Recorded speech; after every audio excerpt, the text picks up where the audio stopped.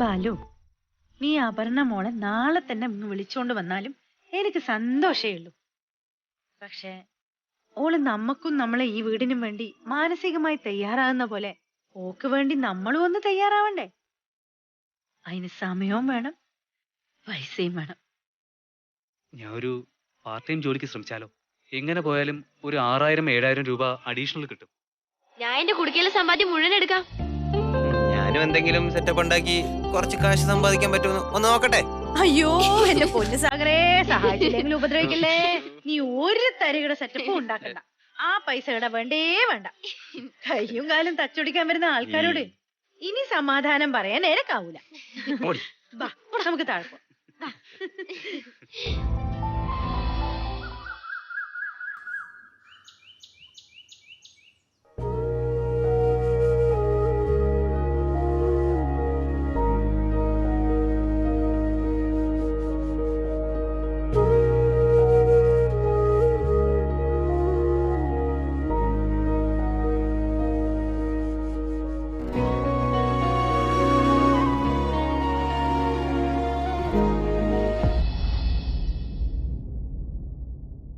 ആരാ ഇങ്ങള്? എന്റെ പേര് ജിൻസി. ഞാൻ ഇവരെ ശുശ്രൂഷിക്കാൻ വേണ്ടി വന്നതാ. ഇപ്പോഴത്തെ കണ്ടീഷനിൽ 24 മണിക്കൂറും ഇവർക്കരികിൽ ആരെങ്കിലും ഉണ്ടാവണം. മാധവമ്മേനെ ഞാൻ നോയിക്കോളാം. അങ്ങനെ എല്ലാവർക്കും ചെയ്യാൻ പറ്റുന്ന ജോലിയല്ല രോഗിയെ ശുശ്രൂഷിക്കൽ. എനിക്കതിനുള്ള ട്രെയിനിങ് കിട്ടിയിട്ടുണ്ട്, സർട്ടിഫിക്കറ്റും ഉണ്ട്. അത് നന്നായി. ഈ നല്ല മനസ്സിന് നിങ്ങൾക്ക് ഉറപ്പായിട്ടും പുണ്യം കിട്ടും. അത്രയ്ക്ക് ദൈവത്തിനോട് അടുത്ത ആളാ മാധവമ്മ. പുണ്യം മാത്രല്ല ചേച്ചി, എനിക്കിതിന് കാശും കിട്ടും. അവരെന്നെ ഡെയിലി ശമ്പളത്തിന് ഇവിടെ നിർത്തിയിരിക്കുന്നത്. അവരാ? ആര്? എന്നെ അയച്ച ഏജൻസിക്കാര്. ചോദിക്കുന്നോണ്ടൊന്നും തോന്നല്ലേ. ഈനൊരു ദിവസം എത്ര പൈസ കിട്ടും? 1750 രൂപയും ഭക്ഷണവും. ദൈവേ, ഈ ജോലിക്ക് ഇത്രയും പൈസ കിട്ടുവാ? പതുക്കെ, രോഗി ഉണരും. എത്ര ടിഫിൻ കാരിയർ നിറച്ച ഭക്ഷണം എത്ര നാള് കൊടുത്താലാ എനിക്ക് ഇത്രയും പൈസ കിട്ടുക? ഞാൻ ഒരു പാർട്ട് ടൈം ജോലിക്ക് ശ്രമിച്ചാലോ? എങ്ങനെ പോയാലും ഒരു 6000-7000 രൂപ അഡീഷണൽ കിട്ടും. നിങ്ങളെ ആ കമ്പനി ഉണ്ടല്ലോ, എന്താ അതിന്റെ പേര്? അവരെ അഡ്രസ്സോ ഫോൺ നമ്പറോ എന്തെങ്കിലും കിട്ടാൻ മാർഗമുണ്ടാ? എന്തിനാ? ഒരു ജോലിയുടെ കാര്യം ഒന്ന് അന്വേഷിക്കാനാപ്പ. ഇതിലുണ്ട് അഡ്രസ്സോ ഫോൺ നമ്പറും എല്ലാം. താങ്ക്സ്.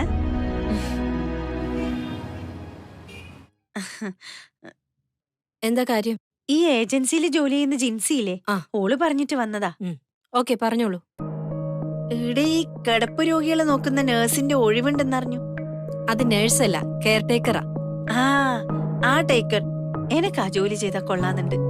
കിടപ്പ് രോഗികളെ നോക്കി എനിക്ക് നല്ല പരിചയമുണ്ട്. എന്താ നിങ്ങളുടെ ക്വാളിഫിക്കേഷൻ? ഉച്ചതിരിഞ്ഞൊരു 3-4 മണിക്കൂർ എന്തായാലും ഞാൻ ഫ്രീയാ.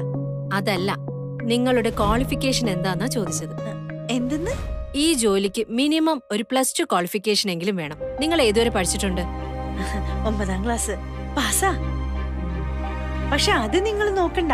എന്നെ ഏൽപ്പിക്കുന്ന പണി വളരെ ആത്മാർത്ഥമായിട്ട് ചെയ്യും. പക്ഷെ ഇതിനൊരു ട്രെയിനിങ് ആവശ്യമാണ്. മിനിമം ക്വാളിഫിക്കേഷൻ ഇല്ലാത്ത ആൾക്കാരെ നമുക്ക് ട്രെയിനിങ്ങിന് വിടാൻ കഴിയില്ല.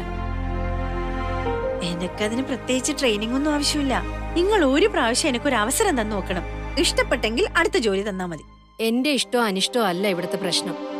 കസ്റ്റമേഴ്സ് നിങ്ങളുടെ ബേസിക് ക്വാളിഫിക്കേഷൻ ആവശ്യപ്പെടും. മിനിമം ഡോക്ടറിന്റെ പ്രിസ്ക്രിപ്ഷൻ വായിക്കാനുള്ള ഇംഗ്ലീഷ് പരിജ്ഞാനമെങ്കിലും വേണം. എന്നാലും നടക്കൂല അല്ലേ? ഇല്ല, സോറി. ശരി. അമ്മേ, ഒരു ഗുഡ് ന്യൂസ് ഉണ്ട്. എന്താ മോനെ? എനിക്കൊരു പാർട്ട് ടൈം ജോലി കിട്ടി. ഡെയിലി 3 മണിക്കൂർ വർക്ക് ചെയ്താൽ മതി. 15000 രൂപ കിട്ടും. 3 മണിക്കൂറിന് 15000 രൂപയോ? അത് കൊള്ളാലോ. അപ്പൊ നമ്മള് രക്ഷപ്പെട്ടു മോനെ. അതെ അമ്മേ, തൽക്കാലം പിടിച്ചു നിൽക്കാം. അമ്മ എവിടെ? ഞാനിവിടെ മാർക്കറ്റില് സാധനങ്ങൾ വാങ്ങാൻ വന്നതാ. കഴിഞ്ഞു, വീട്ടിലേക്ക് പോവാ. അപ്പൊ ശരി അമ്മേ. Okay, bye. ശരി, ബൈ. 10ാം ക്ലാസ് എങ്കിലും ജയിച്ചിരുന്നെങ്കിൽ ഇതുപോലെ എന്തെങ്കിലും പണി ചെയ്ത് ഓനെ ഒന്ന് സഹായിക്കാനും.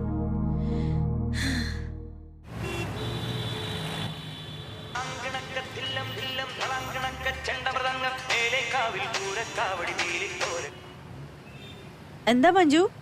ആ മാർത്താണ്ഡ പിള്ള ഇവിടെ കിടന്ന് വൻ അട്ടഹാസം കാണിച്ചോണ്ടിരിക്കുക ചേച്ചി. പൈപ്പില് വെള്ളമില്ലാത്തത് ചേച്ചി കാരണമാണെന്നും തിരികെ വന്ന ഇതിനകത്ത് കേറ്റില്ലാന്നും എന്തൊക്കെയോ പുലമ്പുന്നുണ്ട്. അതെയാ? സുധേച്ചി ഇപ്പൊ എവിടെയാ? ഒന്ന് വേഗം ഇങ്ങോട്ട് വാ. അങ്ങോട്ടല്ല, ഞാനൊന്ന് മുനിസിപ്പൽ കമ്മീഷണറുടെ ഓഫീസ് വരെ ഒന്ന് പോവാ. ചേച്ചി ഇപ്പൊ അവിടെ പോകുന്ന എന്തിനാ? ഇല്ല മഞ്ജുളെ, ഞാനായിട്ടുണ്ടാക്കിയ പ്രശ്നം ഞാൻ തന്നെ തീർക്കണമല്ലോ. നമുക്കതിനൊരു പരിഹാരം വേണ്ടേ?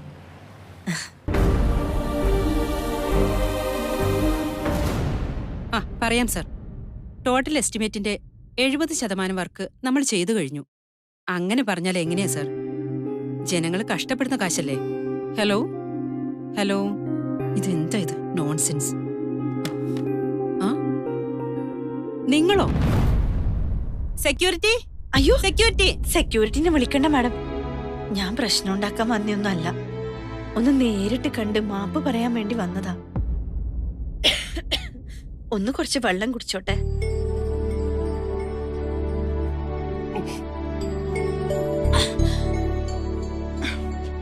ദാഹിച്ച് വലഞ്ഞിരിക്കുമ്പോ ഒരു ഗ്ലാസ് വെള്ളം തരുന്ന ആശ്വാസം ഉണ്ടല്ലോ, അത് പറഞ്ഞറിയിക്കാൻ പറ്റൂല മാഡം.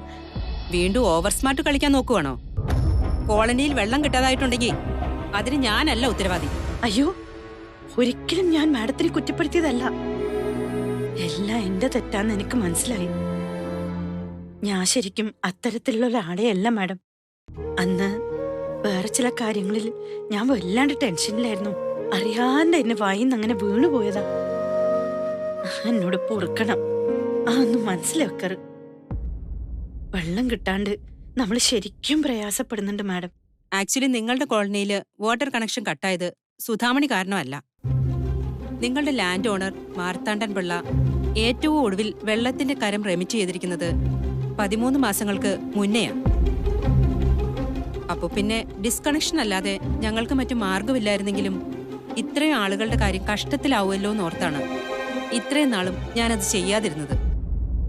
ആ ബിൽഡിങ്ങിന്റെ ടാക്സും അയാൾ 3-4 വർഷമായിട്ട് പേ ചെയ്തിട്ടില്ല. ഇനി പറയൂ, ഞങ്ങൾ എന്താ വേണ്ടത്? എന്തായാലും കട്ട് ചെയ്ത സ്ഥിതിക്ക് ഇനി കാശടയ്ക്കാതെ റീകണക്ട് ചെയ്യാൻ പറ്റില്ല. നിങ്ങൾ എങ്ങനെയെങ്കിലും അയാളെ കൊണ്ട് കാശടപ്പിക്കാനുള്ള വഴി നോക്ക്. നിങ്ങൾ വാടകക്കാർ അയാൾക്ക് കൃത്യമായിട്ട് കൊടുത്തിട്ടുള്ള കാശല്ലേ? അപ്പോ അത് ചോദിക്കാനുള്ള എല്ലാ റൈറ്റ്സും നിങ്ങൾക്കുണ്ട്.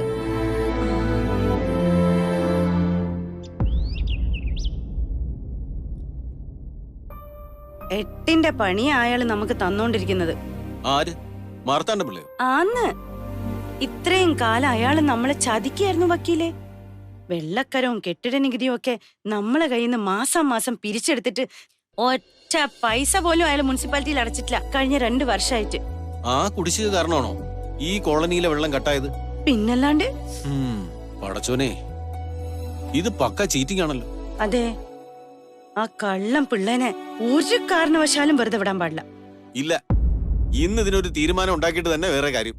പിടിച്ചു നിർത്തി ചെകിടത്ത് 2 എണ്ണം പൊട്ടിച്ചാ ഇപ്പൊ തന്നെ ഇതിനൊരു പരിഹാരം ഉണ്ടാവും. അയ്യോ, അങ്ങനെ ചാടിക്കേറി ഒന്നും ചെയ്യല്ലേ വക്കീലെ. ശാന്തി, സമാധാനം. വിദ്യാഭ്യാസവും വിവരമുള്ള ആൾക്കാർ ഇങ്ങനെയാണോ ഒരു പ്രശ്നത്തിന് നേരിടുന്നത്? വിദ്യാഭ്യാസം ഉള്ളവര് പക്വതയോടെയല്ലേ കാര്യങ്ങൾ നേരിടേണ്ടത്. മുൻകോപം നിയന്ത്രിച്ചല്ലേ പെരുമാറേണ്ടത്. സംസാരിക്കുന്നതൊരു ഉയർന്ന സർക്കാർ ഉദ്യോഗസ്ഥയോടാണെന്നുള്ള ബോധം നിനക്ക് വേണ്ടിയിരുന്നു. നിനക്കൊരല്പം വിദ്യാഭ്യാസം ഉണ്ടായിരുന്നെങ്കിൽ നീ അങ്ങനെ കാട്ടിക്കൂട്ടില്ലായിരുന്നു. വക്കീലെ, ഈടെ നമുക്ക് കുറച്ച് ബുദ്ധി ഉപയോഗിക്കണം. കരമടക്കുക എന്നല്ലാണ്ട് മറ്റൊരു മാർഗവും ഇല്ലാത്ത തരത്തില് ആ മാർത്താണ്ഡം പിള്ളയെ കുടുക്കണം നമുക്ക്.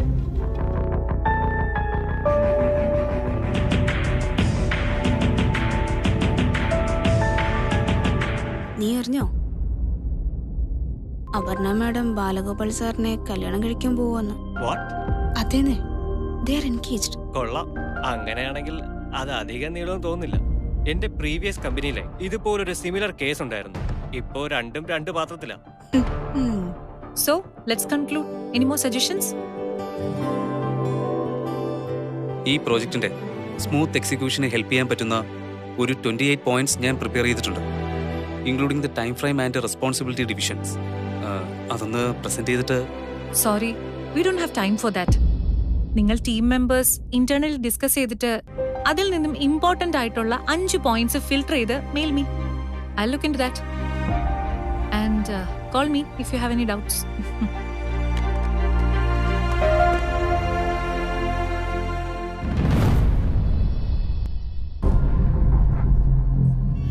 നീയോ അപർണ മേഡവും കല്യാണം കഴിക്കാൻ പോകുന്നു കേട്ടു. ഓഫീസിലെ സബോർഡിനേറ്റ്സ്, വീട്ടില് ബോസ്, ഇതെങ്ങനെ ശരിയാവൂടാ? ദാ ഇപ്പൊ തന്നെ നോക്ക്, ആ പ്രസന്റേഷന് നിനക്ക് സമയം തരാതിരുന്നതിന് ഞങ്ങൾക്കൊക്കെ വല്ലാതെ തോന്നി. ഓഫീസില് രണ്ടുപേരുടെയും പൊസിഷൻസും റെസ്പോൺസിബിലിറ്റീസും രണ്ടല്ലേ, വീട്ടില് അങ്ങനെയല്ലല്ലോ. Anyway all the best for A happy married life. Thank you.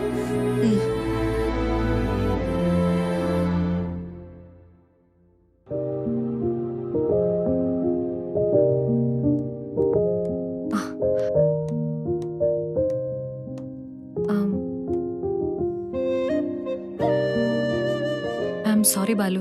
എന്തിന്? ആ പ്രസന്റേഷന്റെ കാര്യത്തിൽ ഞാൻ അങ്ങനെ ഒരു മറുപടി പറഞ്ഞേന്. അതിനെന്താ, നീ നിന്റെ ഡ്യൂട്ടി അല്ലേ ചെയ്തത്. നിന്റെ പൊസിഷനിലിരിക്കുന്ന ആരായാലും ആ മറുപടി തന്നെ അല്ലേ പറയൂ. You have all the rights. ഞാൻ അതിനെ അങ്ങനെ കണ്ടിട്ടുള്ളൂ. നിനക്ക് എങ്ങനെയാ ബാലു ഇത്രയ്ക്ക് സെൻസിബിൾ ആയി കാര്യങ്ങളെ കാണാൻ പറ്റുന്നത്? എന്നെ ഒന്ന് കെട്ടിപ്പിടിക്കോ?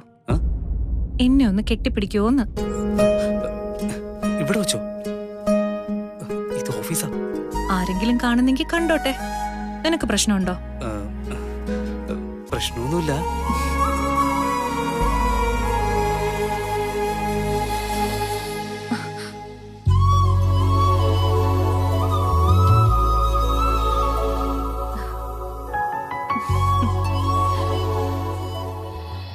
കള്ളമാണ് ഇവള് പറയുന്നത്, പച്ച കള്ളം.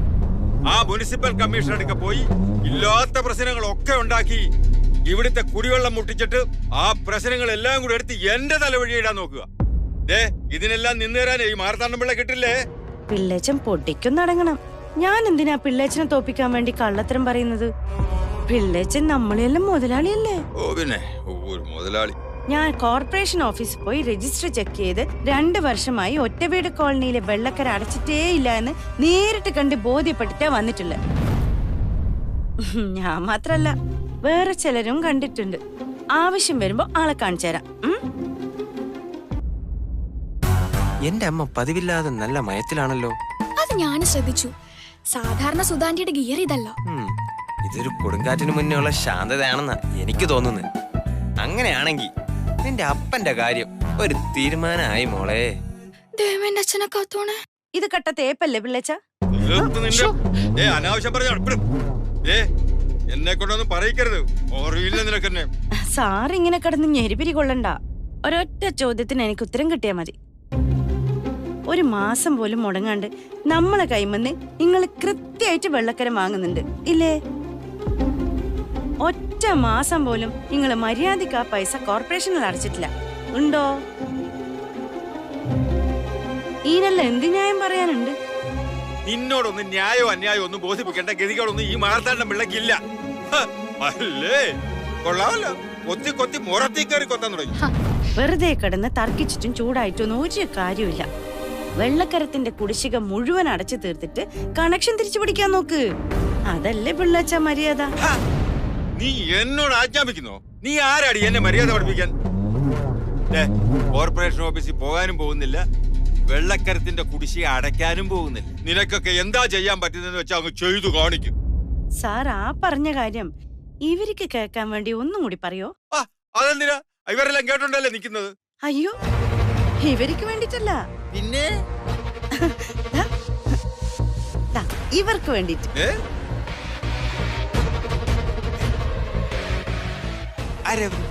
നിർമ്മല മാഡം, മുനിസിപ്പൽ കമ്മീഷണറാ. അയ്യോ,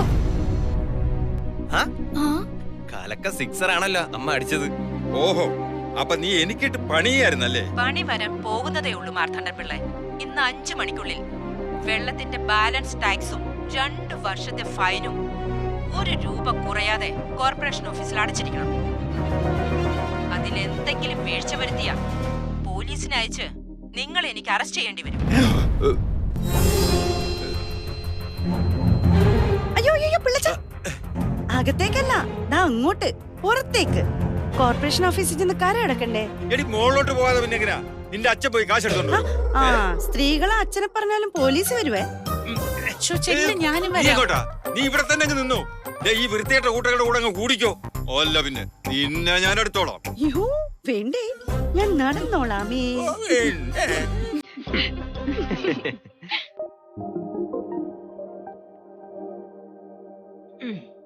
ജിൻസി, നീ പോയി കുറച്ച് സമയം റെസ്റ്റ് എടുത്തോ. ഞാൻ നോക്കിക്കോളാം മാധവമ്മേനെ.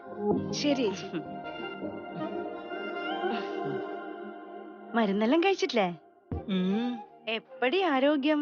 Feeling better. എന്തെന്ന്? നല്ല ഭേദമുണ്ട്. സൂപ്പർ.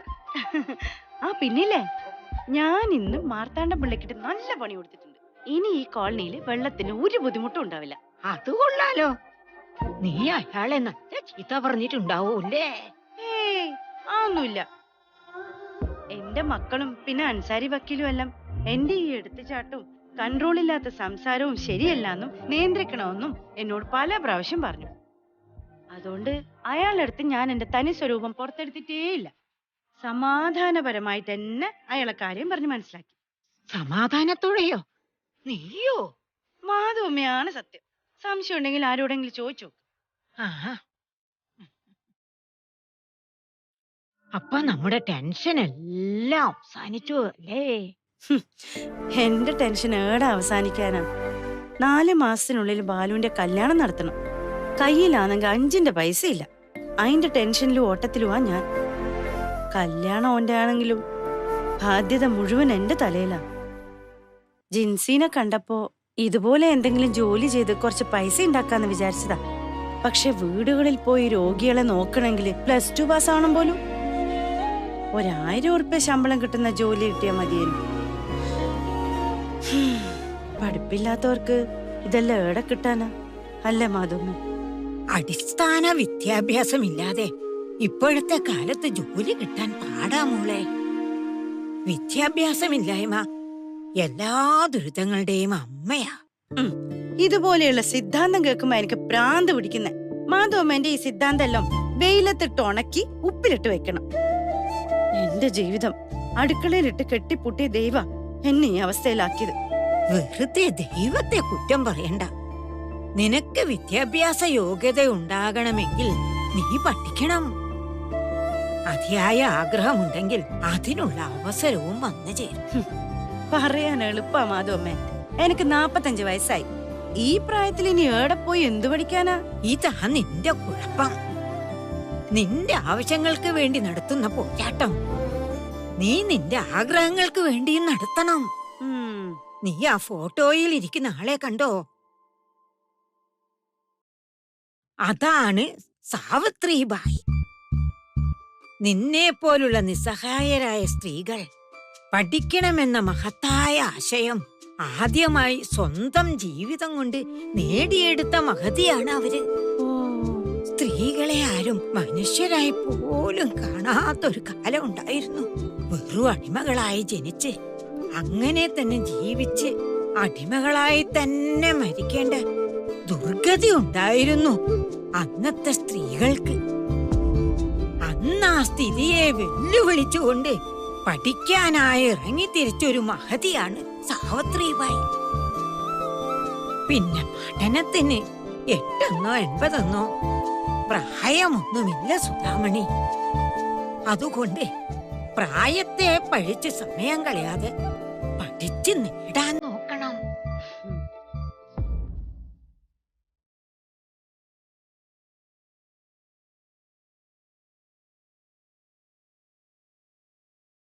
ഞാൻ പോട്ടെ മാധവമ്മേ. ജിൻസി, ഞാൻ ഇറങ്ങുന്നേ.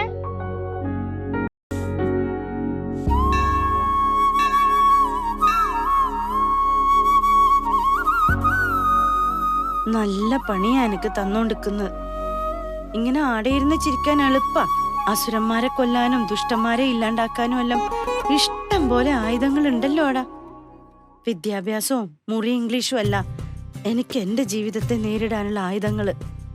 കുറച്ചും കൂടി വിദ്യാഭ്യാസം, കുറച്ച് ഇംഗ്ലീഷ്, അത് രണ്ടും എനിക്ക് കനിഞ്ഞു തന്നിരുന്നെങ്കിൽ എന്റെ ദേവി. ഓഫീസിൽ നിന്ന് എത്തിയതിനു ശേഷം ഞാൻ ഈവനിങ് ക്ലാസ്സിലേക്ക് പോകും. ക്ലാസ്സിലോ? ഈ പ്രായത്തിലോ?